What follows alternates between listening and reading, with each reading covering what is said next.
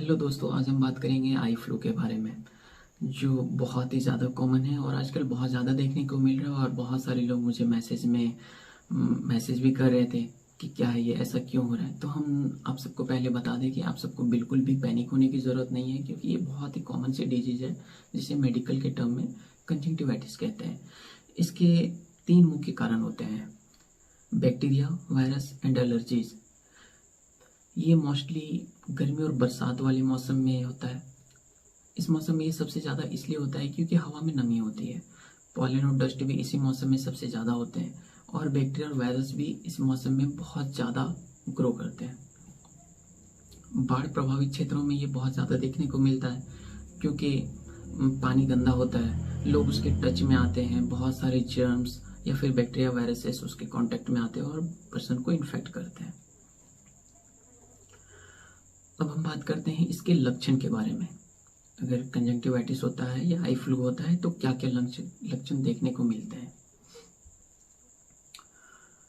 सबसे पहला जो लक्षण होता है वो होता है आंखों का लाल होना, आई रेडनेस, या फिर आई स्वेलिंग। जैसे कंजंक्टिवा में स्वेलिंग आ जाना, सूजन आना, उसी को तो कंजंक्टिवाइटिस कहते हैं। आंखें लाल होने लगती है, आंखों में कभी कभी सूजन आता है, या फिर पेन होता है, या फीवर भी होता है किसी किसी को।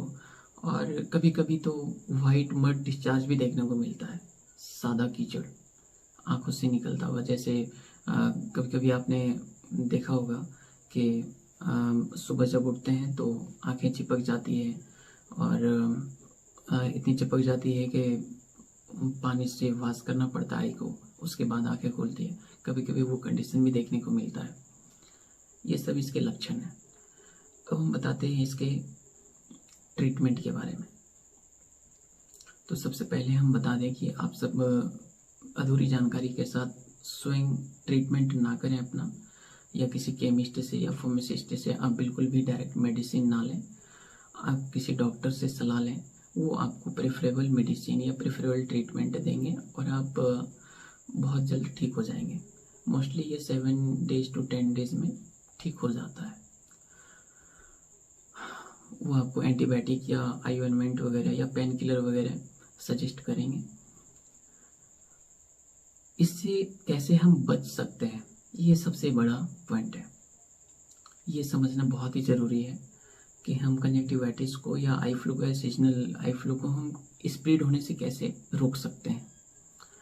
तो हम सबसे पहले एक एग्जांपल देते हैं। मान के चलिए कि मुझे कंजंक्टिवाइटिस है, मुझे आई फ्लू है, और मैंने अपने इन्फेक्टेड आई को अपने हाथ से टच किया, फिर मैंने इसी हाथ से अपने फ़ोन को टच किया फॉर एग्जांपल।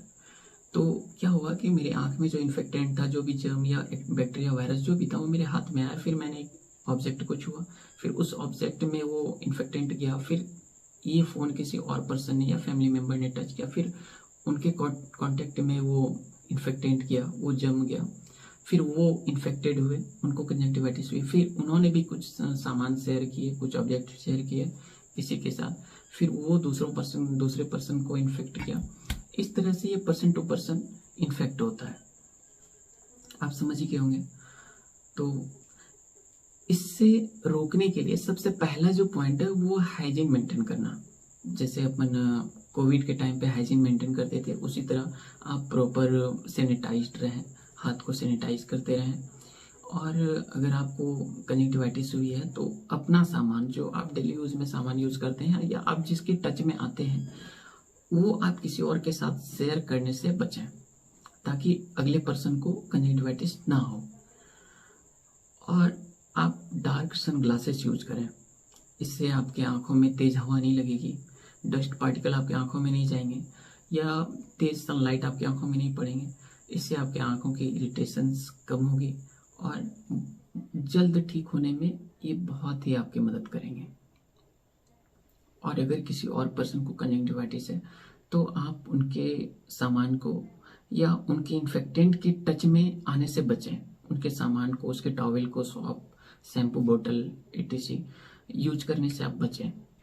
इनसे आप इन्फेक्टेड नहीं होंगे और इस तरह से ये स्प्रेडिंग जो टेंडेंसी है उसको रोका भी जा सकता है। तो आप सब समझ गए होंगे। और भी अगर कुछ आपको पूछना हो तो आप मैसेज कर सकते हैं या कमेंट बॉक्स में कमेंट ड्रॉप भी कर सकते हैं। I will try to reply everyone. और अपना ख्याल रखें, स्वस्थ रहें और हाइजीन मेंटेन करते रहें और देश को स्वस्थ रखने में आप सहयोग करें। जय हिंद।